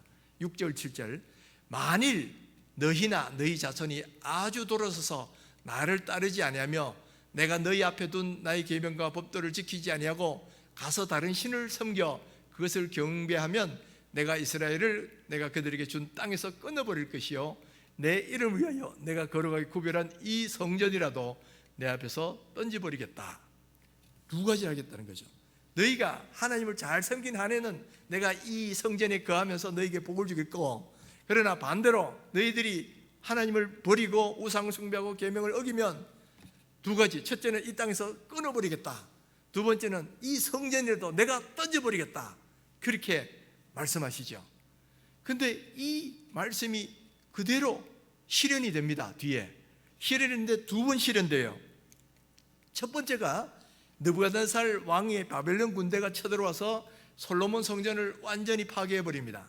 그래서 완전히 황무해 버렸는데, 이것은 사실은 이 바벨론 군대가 파괴한 게 아니고요, 하나님이 스스로 성전을 던져버리신 거야. 열왕기상 9장 6절 7절 말씀처럼 너희가 우상을 숭배하면 이 성전이라도 내가 던져버리겠다 그랬잖아요. 그러니까 이스라엘 백성이 말년에 계속 유다 백성이 우상 숭배가 그러니까 이 바벨론 군대를 들어서 하나님이 저 성전을 완전히 멸망시켜 버렸다는 거예요. 이게 그대로 실현된 거예요. 그리고는 그들이 잡혀가지고 바벨론에 사로잡혀갔죠. 이 땅에서 끊어지겠다는 그 말씀도 그대로 이루어진 거예요. 그 다음에 또 하나가 한 번 더 또 이 성립된 것은 성취된 것은 그 뒤에 AD 70년입니다. AD 70년인데 헤롯 성전입니다. 여러분, 원래 이스라엘 백성이 돌아와서 다시 지은 성전은 스룹바벨 성전이라고 해서 그걸 제2성전이라고 그래요. 그런데 솔로몬 성전에 비해서는 보잘것없는 성전이었어요. 그리고 한 300년 내려오다가 헤롯이라는 사람이 왕이 됩니다. 그런데 헤롯은 에돔 족속으로서 로마에 잘 보여가지고 왕이 된 사람이기 때문에 유대인들로부터 인정을 못 받았어요. 그러니까 이 헤롯이 유대인들로부터 이렇게 인정을 받으려고 한 일이 뭐냐면, 유대인들에게 성전이 제일 중요하잖아요. 성전을 짓는데 아주 어마어마하게 지었어요. 저기 보시면 여러분 옆에 조그만 게 있고 큰 게 있잖아요. 조그만 게 누구 성전이냐면은 솔로몬 성전이에요. 솔로몬 성전도 아주 아름답게 지었다고 했는데 7년 동안 지었잖아요. 근데 헤롯 성전은 얼마나 대단하냐? 헤롯 성전은 무려 80년 동안 지었습니다. 이해됩니까? BC 19년부터 시작해가지고 AD 63년도까지 계속 성전을 지은 거예요. 예수님 당시에도 46년째 짓고 있었어요. 그러니까 46년 된 성전을 허물라 내가 다시 세우리라 그러셨잖아요. 그러니까 저게 얼마나 거창하냐면 이 크기도 저만큼 거대하고, 그 다음에 이 돌도 전부 대리석 거대한 걸로 다 붙이고, 저 헤드 부분 있죠, 헤드 부분을 전부 금으로 둘렀어요. 그러니까 저녁 햇살이 비치면 막 금빛이 번쩍번쩍 빛나니까 너무너무 멋있는 거예요. 그러니까 제자들도 예수님한테 이야기했죠. 저 건물 멋있지 않습니까? 그러니까 예수님 뭐라 그러셨어요? 돌 위에 돌 하나도 남기지 않고 다 무너뜨리리라. 겉은 화려하지만은 실제로는 하나님을 섬기지 않는 잘못된 백성이니까 내가 저것도 던져버리겠다는 거죠. 그래서 이 예수님을 죽여버린 이 사람들을 결국 하나님이 징계하실 때 어떻게 합니까? AD 63년에 저게 완공이 됐는데 AD 70년에 로마의 디도 장군이 와가지고 포위를 합니다. 근데 마침 그때가 6월절인가 해가지고 막 100만 명 이상이 모였는데 포위가 됐으니까 어떻게 되겠어요? 몇 달간 포위가 되니까 전부 굶어 죽고 난리가 난 거죠. 근데 결국 마지막에 로마군이 이제 예루살렘 성을 함락시키고 들어오는데 이 열심당들이 마지막으로 성전 안에다가 끝까지 항전을 합니다. 끝까지 항전을 하는데 그 워낙 건물이 참 멋있으니까 디도 장군도 건물에는 손대지 말아라 했단 말이에요. 건물에는 손대지 말아라 했는데 사람이 어디 그랬습니까? 밤중에 막 전쟁이 벌어지는데 이 로마군 한 명이 어떻게 하다 보니까 성전 커튼에다가 불이 붙었어요. 그러니까 사람들이 불 보면 막 흥분을 하잖아. 그래가지고 더욱더 막 장군이 그저 성전을 훼손하지 말라라 아무리 명령해도 군인들이 들어오지가 않는 거죠. 그래가지고 결국은 다 저것이 이렇게 불이 붙고, 나중에 불이 붙으니까 어떻게 됩니까? 위에 있는 금이 녹아가지고, 그게 녹아 흘러가지고 벽돌 사이에 낀 거야. 끼니까 군인들이 그 금을 찾으려고 벽돌을 다 해친 거예요. 그래서 예수님 예언 그대로 돌 위에 돌 하나도 안 남고 다 그냥 무너진 거죠. 그러니까 이때도 뭐예요? 성전은 거창하게 만들었지만 우상을 숭배하고 하나님을 섬기지 않으니까 그들을 다, 성전도 하나님 스스로 던져버리신 거예요. 그리고 이스라엘 백성을 다 이제는 2000년 동안 나라 없는 백성으로 만들어버리죠. 근데 여러분, 놀라운 사실이 하나 있습니다. 이 두 번의 성전 파괴된 날이 같은 날이 됐다는 거예요. 요세푸스의 역사책에 나오는 이야기입니다. 아부월 9일. 아부월 9일. 지금도 이스라엘에는 이것을 절기로 지킵니다. 테샤비아브라는 절기인데, 이 성전이 파괴된 날, 두 번의 성전이 같은 날 파괴된 게 우연이 아니죠. 우연이 아니에요. 하나님 그렇게 하신 거예요. 그래서 지금도 이 날이 되면 이스라엘 사람들은 대속죄일처럼 금식하면서 율법을 낭독하고 연애나 이런 걸 안 하고 오락을 금지하고 지금도 그렇게 하고 있어요. 테샤베아브. 이게 바로 성전 파괴된 날이에요. 자, 여기서 우리가 알 수 있는 건 뭐냐면은, 하나님의 성전이 참 하나님이 좋아하시고 기뻐하시는 거지만은 하나님의 말씀을 잘 듣고 순종할 때까지 그런 거지, 하나님의 말씀을 버리고 우상을 숭배하면 하나님은 그거 가증하다 해가지고 오히려 하나님 스스로가 이 성전을 다 해파시켜버리고 그 사람들 저 멀리 잡아갔게 그렇게 만드시더라는 거죠. 자, 이 원리가 우리 한국교회도 그대로 적용된다면 어떻게 되겠습니까? 바로 한국교회도 마찬가지라는 거예요. 한국교회도 이렇게 지금 하나님께서 막 이 은혜를 주셔가지고 많은 선교사들 보내셨고, 또 수많은 선교사들이 와가 학교, 교회, 여러 병원 이렇게 많이 짓고 해가지고 걸음도 주고 해가 막 교회가 번성하고 만들어놨잖아요. 그런데 들포도를 맺은 거예요. 하나님을 버리고 우상숭배하는 그런 죄를 저지른 거예요. 그러니까 하나님이 이 한국교회를 던지시지 않겠습니까? 하나님보다 천왕이 더 높다 그러고, 예배 시간에 이 우상을 갖다 놓고 거기다 갖다 대고 절하고, 그런 한국교회를 하나님이 어떻게 그냥 두시겠냐 이 말이에요. 그래서 하나님이 징계를 내리신 게 이렇게 남북 분단이라는 겁니다. 그런데 왜 하필 그러면 북한이냐, 이 질문이 나오겠죠. 왜 하필 북한이냐? 남한을 공산을 시킬 것이지 왜 북한을 공산을 시킬 것이냐, 이 질문을 할 수 있습니다. 거기에 대해서는 이렇게 답을 할 수 있어요. 북한은 1907년에 평양 대붕도 일어났고, 하나님이 일찍부터 복음이 들어가게 만드셨고, 그래서 복음화율이 다른 지역에 비해서 2배 내지 3배가 더 많아요. 또 특히 평북노회 같은 경우는 다른 데보다도 5배가 더 교세가 큽니다. 이렇게 많은 은혜를 주신 이 지역이 앞장서서 우상을 숭배했다 이 말이에요. 평북노회가 제일 교세가 컸는데, 노회들 가운데 이 평북노회가 제일 먼저 신사참배 결의를 합니다. 그해 2월 달에 신사참배 결의를 해요. 그리고 총회가 9월 달에 열리는데 8월 달에 그 총회가 열리는 평양에서 평양노회가 먼저 신사참배 결의를 합니다. 목회자들이 단체로 평양 신사가 절을 해요. 그러고 나서 9월 9일 날 총회가 거기서 열리는 겁니다. 그러니까 평양 지역이 더 앞장서서 한 거예요. 또 뿐만 아니라 38년 총회에서 이 신사참배 가결을 할 때 이 주역들이 전부 북한에 있는 목회자들이에요. 총회장도 북한, 또 이 동의, 제청, 찬성 발언 전부 북한 목회자들이 앞장서서 한 겁니다. 그러니까 이게 뭐예요? 하나님이 더 많은 은혜 주시고 더 많은 축복 주신 이곳이 더 앞장서서 이렇게 신사참배라고 하나님을 배도한 일을 앞장서서 했으니 하나님의 진노가 어디에 들어가겠어요? 바로 여기 대해서 성경은 이렇게 말합니다. 누가복음 12장 47절 48절. 주인의 뜻을 알고도 준비하지 아니하고 그 뜻대로 행하지 않은 종은 많이 맞을 것이요, 알지 못하고 맞을 일을 행한 종은 적게 맞으리라. 무릇 많이 받은 자에게는 많이 요구할 것이요, 많이 맡은 자에게는 많이 달라 할 것이니라. 그러니까 똑같이 처벌받는 게 아니라는 거예요. 이렇게 더 많은 은혜 받은 사람에게는 하나님이 더 많은 기대를 하고 있고 더 많은 걸 요구하시는데, 그런 사람들이 더 앞장서서 배도하니까 하나님의 진노가 더 많이 그들에게 쏟아질 것은 자명한 일이죠. 그러니까 북한이 저렇게 공산화돼서 지금까지 고통을 당하고 있다라고 성경을 통해서 우리는 그렇게 볼 수 있다는 거예요.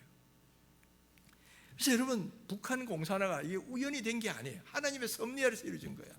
그런데 왜 그러면 저렇게 됐냐? 바로 북한 지역이 더 많은 은혜를 주셨는데도 더 앞장서서 우상을 숭배했으니까 하나님이 더 큰 형벌을 내리신 것이다. 물론 남쪽도 고통이 있죠.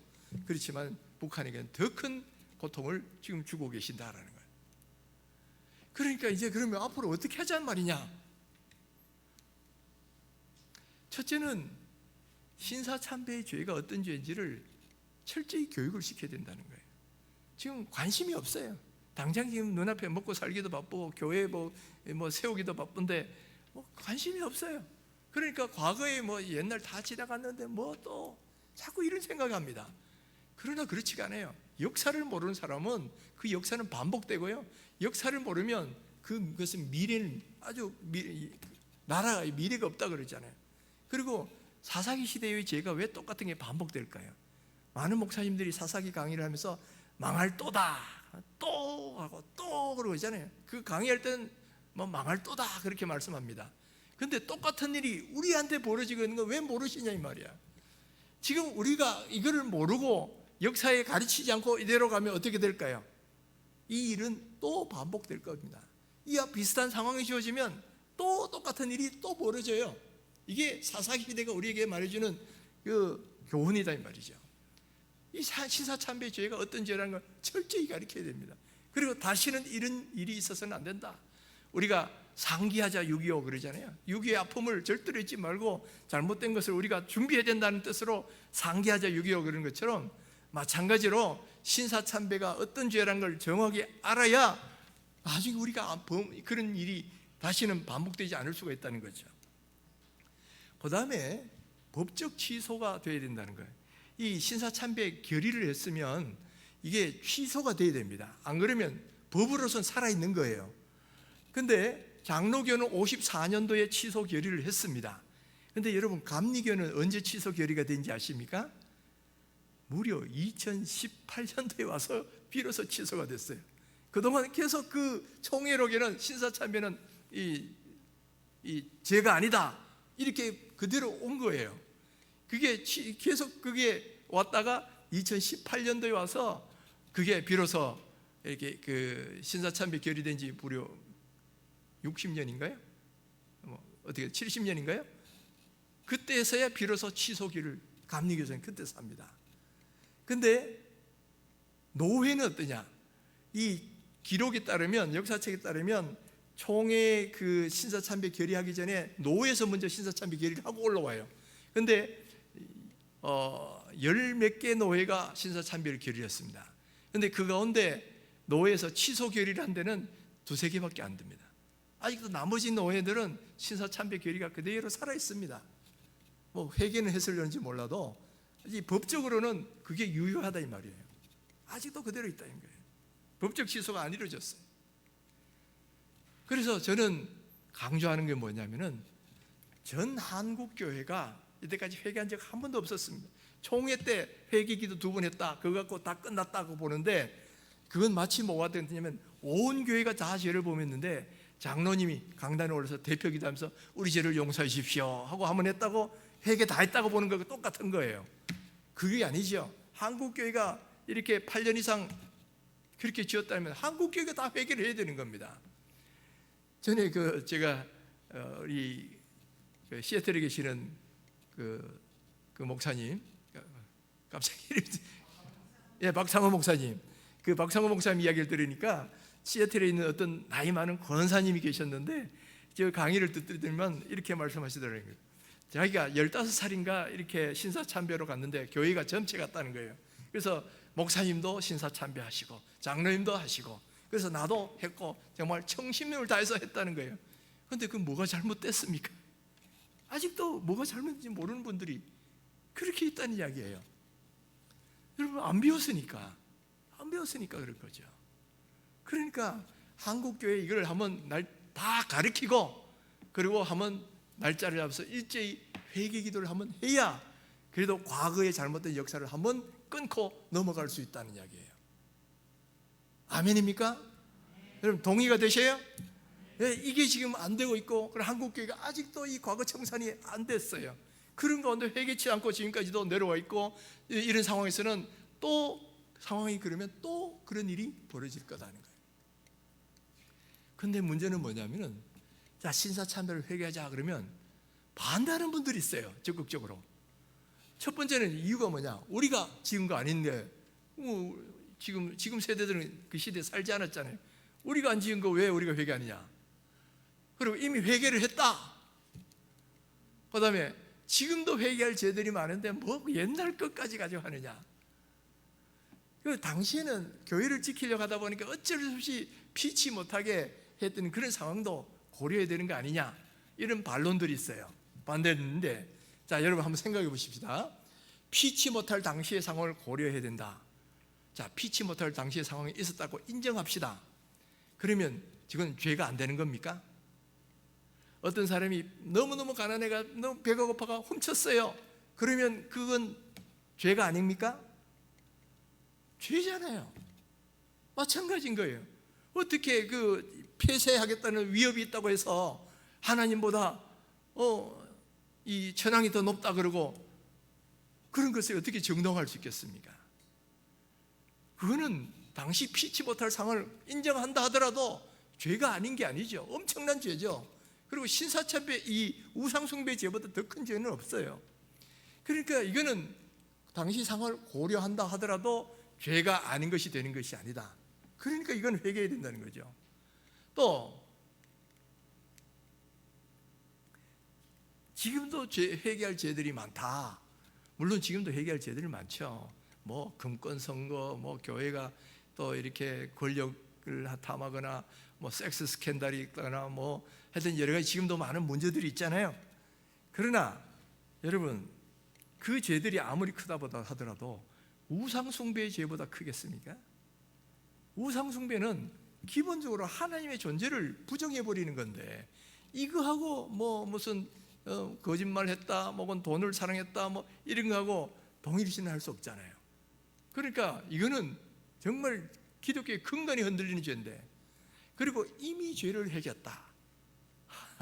이미 죄를 해겼다는 근거가 뭐냐면은 아까 말한 것처럼 이 54년 총회에서 2번의 회개 기도를 했다는 거, 그거예요. 근데 여러분, 그걸 뭐 인정하도록 하십시다. 뭐 그것도 제대로 된 회개도 아니었지만은, 그렇지만은 전 한국교회가 8년 이상 계속 지은 죄예요. 그럼 한국교회 전체가 한번 회개를 해야 되잖아요. 대표가 한번 회개했다고 그 죄가 다 사해지느냐? 회개되느냐? 아닌 거예요.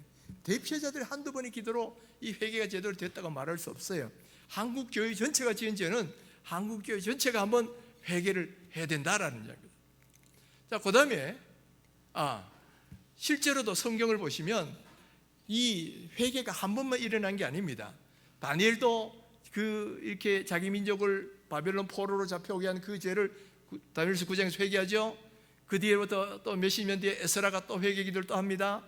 또 느헤미야가 또 회개를 해요. 그럼 한 번 해서 끝났으면 왜 이 사람들 반복으로 회개를 합니까? 이거는 한 번 했다고 끝나는 문제가 아니다는 이야기죠. 그 다음에 우리가 지은 죄가 아니다. 그런 거 왜 우리가 해야 되냐? 이거는 어느 교단의 총회 석상에서 일어나는 겁니다. 어느 교단에 어떤 목사님이 우리 이거 신사참배 회개합시다 그랬는데, 젊은 목사들이 일어나가 이거 우리가 안 지은 거 왜 우리가 회개합니까? 하고 막 일어나가지고 반론해가지고 그냥 유야무야 됐어요. 근데 여러분, 그거는 목회자가 그런 말 하면 안 되죠. 왜냐? 선지자의 특징이 뭐냐면은 자기는 죄를 안 지었을지라도 민족의 죄를 내 죄로 알고 회개하는 게 선지자잖아요. 민족이 죄를 나의 죄로 인식하는 것이 이게 선지자인데, 자, 여러분 한번 보세요. 자, 레위기서에 보면 그들이 나를 거스린 잘못으로 자기의 죄악과 그들의 조상의 죄악을 자복하고, 조상의 죄도 회개한다는 이야기예요. 조상의 죄도 회개합니다. 그 다음에 느헤미야가 한번 보십시오. 우리 이스라엘 자손이 주께 범한 죄들을 자복하오니 주는 귀를 기르시며 눈을 여시사 종의 기도를 들으시옵소서. 나와 내 아버지 집이 범죄하여. 이 느헤미야는 바벨론 포로에서 돌아온 지 벌써 100년이 지난 사람이에요. 그러니까 옛날에 그 죄를 지은 당사자가 아니라 이 말이에요. 그런데도 어떻게 기도합니까? 그들이 저는 우리 조상들이 범한 죄 아니에요. 우리 이스라엘 자손이, 나도 포함한 우리가 지은 죄를 용서해 주려고. 그리고 나와 내 아버지 집, 본인이 느헤미야가 이 죄를 지었습니까? 아니죠. 그런데도 나와 내 아버지 집이 범죄했다고 이야기를 하잖아요. 이게 뭐냐면은 선지자는 민족 공동체 의식이 있는 거예요. 그래서 우리 민족이 지은 죄는 내 죄다, 이 인식이 선지자에게는 있어야 된다 이 말이에요. 그러니까 내가 안 지은 죄 왜 우리가 회개합니까? 이런 말을 하면 안 되는 거예요. 여러분, 우리 한국교회가 지은 죄는 내가 지은 거가 똑같은 겁니다. 저들이 잘못하고 나는 어렵고 이게 아니에요. 우리 한국교회가 지은 죄는 우리 모두가 지은 죄와 똑같은 거예요. 그러니까 한국교회가 지은 죄는 나와 내 아버지 집이 범죄한 것이고 우리 한국교회가 범죄한 거, 이렇게 되는 거지, 우리 조상들이 짓고 나는 아니고, 그건 아니다 이거예요. 그건 아니다. 이 모든 선지자들이, 성경이 말하는 게, 모든 목회자나 선지자들은 민족의 죄를 자기의 죄로 알고 회개하는 것이, 이게 선지자적 자세인데, 지금도 아직도 우리 죄가 아닌데 왜 합니까? 이런 소리 하는 사람이 지금도 많이 있다 이 말이에요. 그 다음에 또 반론 하나가 뭐냐면, 이스라엘과 한국은 좀 다르다는 겁니다. 이스라엘은 신정국가고 한국은 그냥 일반 세속국가고, 그러니까 그걸 그대로 적용할 수 없다, 그런 반론이 또 있어요. 그러나 여러분, 성경의 원리는 어디다 적용되는 겁니다. 성도들로 인해 나라가 흥하고 성도들로 인해 나라가 망하기도 하는 겁니다. 여러분, 지금 오늘날 우리 민족이 이렇게 잘 살게 된 이유가 뭐라고 보통 말합니까? 하나님이 우리 민족에 복을 주셨다고 보잖아요. 왜 복을 주셨겠어요? 우리 민족에게 세계에 복음을 전하라고 이렇게 경제력도 주셨고 이런 은혜 주셨다, 우리는 그렇게 믿는 거예요. 거기는 하나님 믿는 민족 때문에, 사람들 때문에 우리 민족이 복을 받은 거예요. 그렇다면 그 반대도 성립되지 않겠어요? 우리 한국교회가 잘못한 것 때문에 한국교회에 어려움이 오고 위기가 올 수 있다는 이야기예요. 그러니까 이건 얼마든지 이야기가 될 겁니다. 이스라엘과 한국이 다르다? 안 그렇습니다. 여러분, 성도들이 잘하느냐 못하느냐에 따라서 한국이 흥하기도 하고 망하기도 하는 거예요. 우리가 특별히 하나님 믿는 백성들이 더 하나님 앞에 잘못하면 하나님이 심판하지 않겠어요? 저기 요나 한번 보세요. 요나 한 사람이 범죄하니까 요나 때문에 누구까지 다 피해 입었습니까? 배에 탄 모든 사람이 다 피해를 입습니다. 하나님 믿는 이 요나 선지자 한 사람이 잘못 때문에 거기에 무지한 또 다른 나라 사람들까지 다 위기를 당했다 이 말이에요. 그렇다 그러면 마찬가지 아니겠어요? 우리 한국교회 하나님을 믿는 성도들이 잘못하면 그것 때문에 한국의 위기가 오는 거고, 우리가 올바로 믿음 생활 잘하면 그것 때문에 하나님이 복을 주셔가지고 마지막 때에 선교를 하는 민족이 되도록 복을 주시면 또 하나님 안 믿는 사람까지 덩달아 복을 받는 거 아니겠습니까? 그러니까 저 반론도 안 맞다는 거예요. 그래서 우리는 여기서 한번 보셔야 됩니다. 다니엘서 9장 19절에 보면 다니엘이 회개기도 쭉 하고 마지막에 뭘 하냐면은 주여 들으소서, 주여 용서하소서, 주여 귀를 기울이시고 행하소서. 지금 주여가 3번 나오죠. 그래서 어떤 분은 우리나라 주여 삼창이 성경적 근거가 저기 있다 이렇게 말하시는 분들도 있어요. 그런데 자, 저기 보시면 다니엘이 주여 내 기도를 들으시고 우리 죄를 용서하시고 귀를 기울이시고 행하소서, 뭘 행한단 말이에요? 바벨론 포로에서 다시 돌아오게 해달라고 기도하는 거죠. 오늘 우리도 마찬가지예요. 지금 여러분들이 아마 지금 북한의 복음화를 위해서 또 통일을 위해서 기도를 많이 하고 계실 텐데, 우리가 기도하는 내용이 그걸 겁니다. 주여 우리 기도 들어주시옵소서, 우리의 귀를 들으시고 저 북한의 동포들도 해방시켜 주시고 저기도 복음이 들어갈 수 있도록 해달라고 그렇게 기도를 하죠. 근데 거기 하나 빠진 게 있어요. 뭡니까? 용서하소서가 빠진 거야. 용서하소서가 빠진 거예요. 우리가 이 범죄해가지고 이런 우리가 진노를 받고 있다면 이 죄에 대한 회개가 먼저 있어야죠. 마치 이거 뭐와 같으냐면은, 우리가 잘못할 때 부모가 매를 들잖아요. 너 그럴 거야 안 그럴 거야 하는데, 내가 잘못했어요, 다시는 안 그럴게요. 부모는 이걸 기대하는 거죠. 근데 아유 아파요, 그만 때려요. 그러면 그게 제대로 된 기도가 되겠습니까? 아니잖아요. 지금 부모가 내 잘못 때문에 막 매를 들 때는 내가 잘못했어요, 다시는 안 그럴게요, 이거를 기대하는 거란 말이에요. 근데 우리는 어떻게 기도하냐면 아파요, 그만 때려주세요. 지금 이렇게 기도하고 있는 거예요. 그러니까 기도의 초점이 조금 빠진 게 있다는 거예요. 그래서 오늘 우리가 해야 될 일이 뭐냐면은, 여러분 북한을 위해서 기도하고, 이거 굉장히 중요한 일입니다. 주님, 저 북한 땅도 돌아오게 해달라고, 이 남방의 포로를 돌아오게 해주십시오 하고 기도하는 게 아까 126편에 있었죠. 그 기도 하셔야 됩니다. 근데 그 전에 우리가 해야 될 게 뭐냐면, 우리 민족이 이렇게 하나님을 범죄를 하고 하나님의 은혜를 배반하고 이렇게 우상 숭배했던 이 모든 죄를 용서해달라는 회개의 기도가 있어야 된다라는 거예요. 그러고 나서 주님, 저 땅을 이제 회복시켜 주시옵소서, 이렇게 기도할 때 이게 제대로 된 기도다라는 얘기예요. 이때까지 우리는 그 중간 과정에 빠졌어요. 빠지고 그냥 통일 이루어지고 복음 이것만 기도했는데, 이 분단의 원인이 된 이 민족의 죄악을 먼저 회개하고 주님 용서해달라 그럴 때에 이게 제대로 된 기도가 될 것이고, 그럴 때 하나님이 이 기도 들으시고 우리 민족을 싸매시고 고치셔서 다시 통일이 되는 날이 오게 되리라고 저는 믿습니다. 자, 근데 여러분, 다니엘이 회개 기도할 때가 해방되기 1, 2년 전이에요. 그러니까 지금이야말로 요즘 통일이 가까이 온다 그런 이야기가 좀 있죠. 뭐 김정은이 이제 곧 죽을 것이다 그런 말도 들립니다. 지금 뭐 몸이 140kg 이래가지고 건강 상태가 아주 안 좋다 그래요. 그러면 이 김정은이 이럴 때 이제 죽고 나면 또 다음 김주애, 그때 그렇게까지는 안 갈 가능성이 높습니다. 하나님이 어쩌면 지금 기회가 이제 해방시켜 주실 수 있는 좋은 시기가 점점 다가오고 있는 거라고 저는 믿어요. 저는 사실은 제가 이제 나이가 원래가 만 65세여가지고 70세까지 이제 한 5, 6년 남았어요. 그런데 제가 기도합니다. 하나님, 제 임기 중간에, 임기 안에 통일이 되어서, 우리 교회는 그렇습니다. 우리 교회는 맹상군의 교회 개척한다. 이게 지금도 기도 제목이에요. 그래서 왜 하필 맹상군이냐 보니까 제일 중간에 있더라고. 그리고 이게 그냥 가면 전부 다 대도시로 몰려갈 거예요. 그게 아니고 딱 분할을 해가지고 다 한 교회씩, 한 지역씩 잡아야 돼. 동시에 이렇게 교회를 세워야 동시에 교회가 복음화가 빨리 될 거 아니에요. 그래서 우리는 뭐 평양이나 신해주가 아니고 저 맹상군, 우리는 그렇게 잡고 기도하고 있어요. 근데 내가 기도하기는, 하나님, 내 임기 중에 통일이 되어서 그것의 교회를 세울 수 있게 해달라고. 그러니까 우리 교회 성도를 만든 교회, 맹상군 교회 건축 헌금 지금도 막 하시는 분들도 계셔요. 그러니까 우리는 그렇게 기도하는 거죠.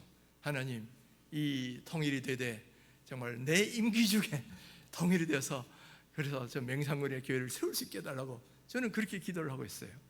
그러니까 여러분들 구체적으로 기도하십시오. 구체적으로. 그리고 이 기도할 때 좀 아시지만 주여 용서하소서, 이걸 집어넣으셔야 돼요. 이렇게 분단된 원인이 이 죄에 있다면 주님, 이 죄를 용서하시고 다시금 회복시키는 그 은혜를 허락해 달라고 이렇게 기도할 때 이게 제대로 된 기도가 될 것이고요. 그리고 또 우리 거기 하나 더 붙인다면, 막연한 미래의 통일을 이루면 너무 좀 그렇잖아요. 하나님, 제 임기 중에 2030년도 이전에 하나님 통일이 되어서 저기 교회 하나 세워보고 제가 은퇴하고 싶습니다. 이게 내 간절한 소망이고 기도 제목이에요. 여러분, 기도하면 되는 줄 믿습니다. 그래서 여러분, 지금 통일이 다가오고 있어요. 다가오고 있는 이때야말로 회개할 때다. 다니엘이 그렇게 했으니까. 그래서 지금 우리 모두가 이 통일이 다가오고 있는 이때야말로 더욱더 회개하고 기도할 때다. 이거를 믿고 여러분들이 그 기도에 불길을 올리는 그런 귀한 동역자들이 되어주시기를 주님의 이름으로 축원합니다. 자, 혹시 뭐 질문이 있습니까? 예.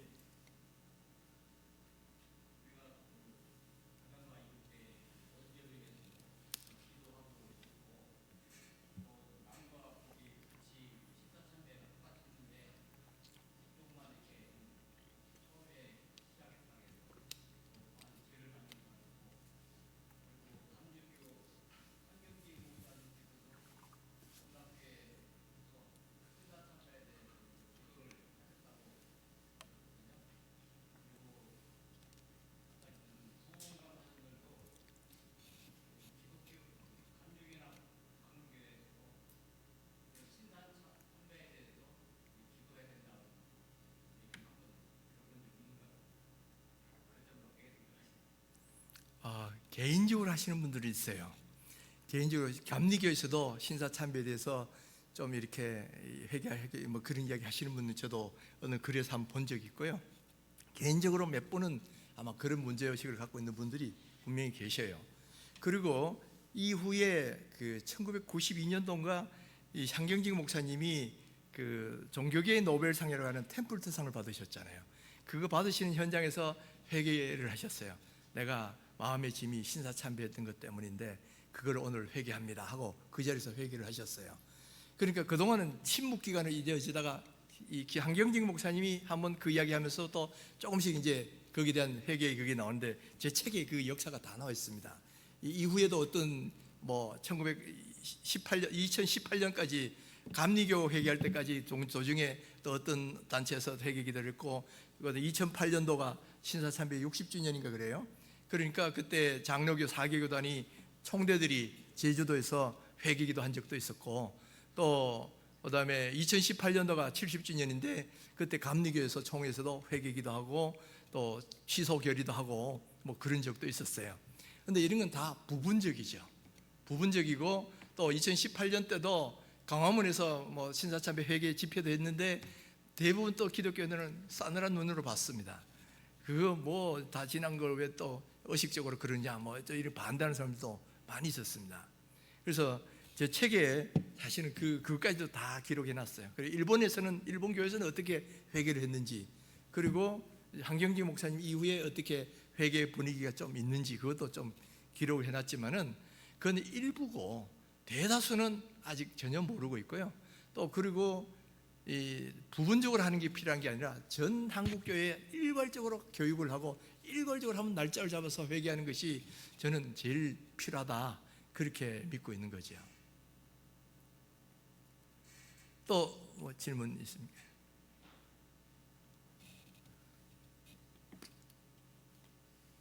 예, 목사님.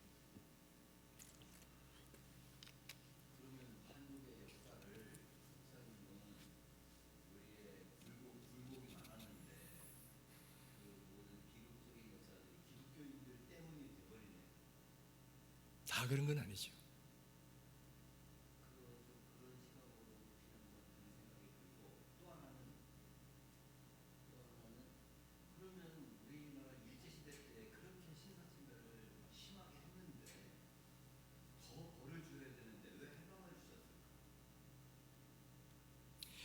우리가 하나님의 섭리는 다 정확히 알 수는 없어요. 그러나 성경의 원리를 통해서 발견할 수 있는 건 있습니다. 그게 뭐냐면은 아까 뭐 목사님께서 뭐 그럼 모든 걸 그렇게 보느냐, 그게 아니죠. 기독교가 들어온 이후부터 이야기예요. 그 전에 뭐 어디 뭐 임진왜란 그것도 뭐 어떠냐 뭐 그렇게 이야기할 수는 없는 거죠. 그런데 분명한 거는 하나님이 1800년대에 우리에게 은혜 주셔서 하나님의 종들을 보내주셔서 복음을 전해 주셨고 또 많은 은혜도 주셨고 또 그것 때문에 한국 기독교가 한국 사회에 기여한 바도 많아요. 그거는 분명한데, 그러나 이렇게 교회가 엄청난 죄를 지었다는 건 분명하잖아요.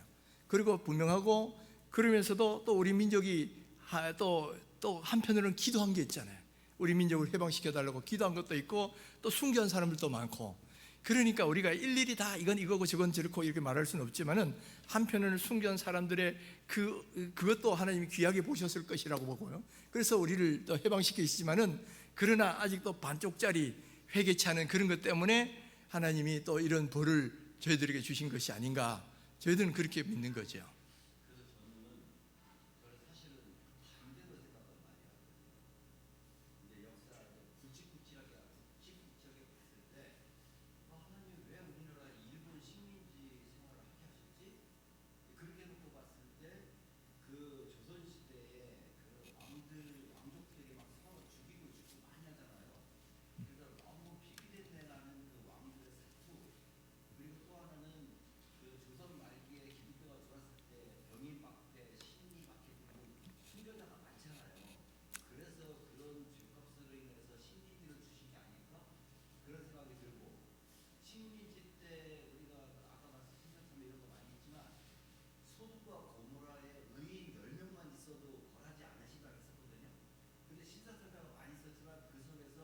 주기철 목사 같이 끝까지 신앙을 지켰던 그런 많은 분들 계시거든요.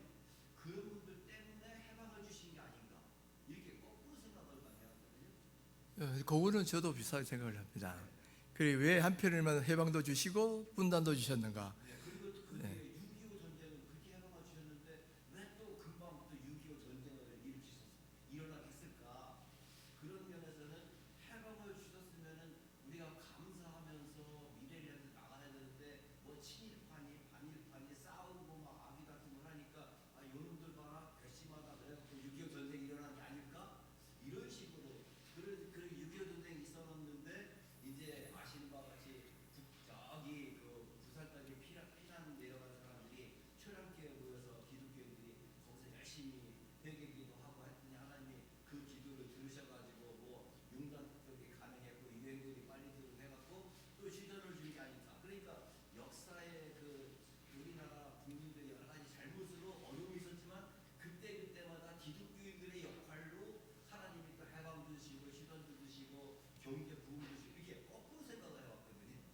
그 말씀도 맞는 부분이 많이 있어요. 그리고 아까 말했지만은 저기 그 부산에서 가서 기도할 때도 회개기부터 했습니다. 그러니까 우리가 이렇게 잘못한 거 그걸 회개하니까 하나님이 그나마 이렇게 없어질 뻔한 것들을 이렇게 다시 살려주시고 그런 거죠. 그러니까 거기서도 핵심이 뭐냐면 회개기도였다라는 겁니다. 그래서 하나님이 그래도 해방 주신 거는 신사참배를 했지만 또 반대한 사람들의 그 의로운 그게 있었으니까 하나님이 또 그런 분들의 기도를 들으시고 우리에게 그래도 해방의 은혜를 주셨지만은 그러나 또 이 죄는 또 여전히 있으니까 그걸 절반에게만 허락하시고 더 큰 책임 있는 그쪽에 대해서는 하나님이 여전히 매를 드신 게 아닌가. 또 그리고 그것이 아직 철저한 회개가 안 되니까 이 6.25라는 그런 아픔 속에서 우리라고 더욱더 회개를 촉구하신 것이 아닌가. 그래서 초량교회 모였을 때 다 같이 회개기도 하고 그러니까 하나님이 이 마지막 그 보루에서 또 다시 그래요 회복시키는 그런 은혜를 주신 거라고 보죠. 초량교회 모였을 때 신사참배 회개하지 않았을까요? 회개했죠. 예, 그것도 회개했습니다. 그러니까 아까 54년도에 그 총회장 하셨던 분이 나오셔서 기도한 것도 이 전쟁도 우리가 신사참배 때문에 이렇게 됐다라고 회개기도 했잖아요. 그러니까 예? 신사참배 회개는 예. 이제 할 만큼 했다라고 적어도 되지 않겠습니까? 제가 이때까지 그게 제대로 안 됐다고 지금까지 늘 얘기했는데, 예. 그래도 이렇게 개인이나 단체나 초량교회나 여기저기서들 한경제 목사를 이렇게 해오셨으니까 그거는 한국 교회가 8년 이상 전 교회가 다 그런 죄를 지은 거거든요. 근데 일부가 회개한다고 그 전체를 대표할 수는 없다고 보는 거죠. 하나님은 지금도 한국교회 전체가 한번 이 부분에서 가르치고 회개하기를 저는 기다리고 계신다고 봐요. 지금 특히 아직도 남북분단이 있는 건 그 죄에 대한 이게 영향이 지금도 가고 있다면 이게 회개하고 이 통일이 될 때까지는 끝난 게 아니라는 거예요. 그래서 제 책에서도 아직 끝나지 않은 문제고 아직도 제대로 된 회개가 된 적이 없고 또 그리고 이 죄의 영향인 분단이 이루어지는 한은 아직도 하나님은 회개를 기다리고 계신다고 우리는 봐야 된다는 거죠. 네. 또 뭐 있습니까? 예. 예, 지금 차 시간이 딱 정해져 있어가지고 예, 이걸로 제가 마치도록 하겠습니다.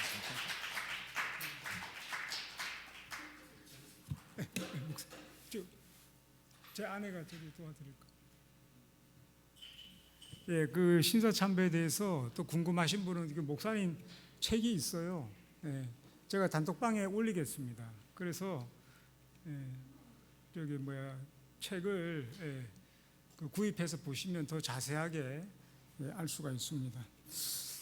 그 사실 저희가 이게 그 서로를 좀 이렇게 소개할 수 있는 시간을 좀 그동안 갖고 싶었는데 뭐 계속 이렇게 시간이 바쁘고 분주하다 보니 제대로 못했어요. 오늘 박정식 목사님도 너무 이게 뭐 참여한 사람이 누가 누군지도 모르고 좀 그런 시간이 필요하지 않냐. 그래서 저희들이 짧게 그냥 본인 이름하고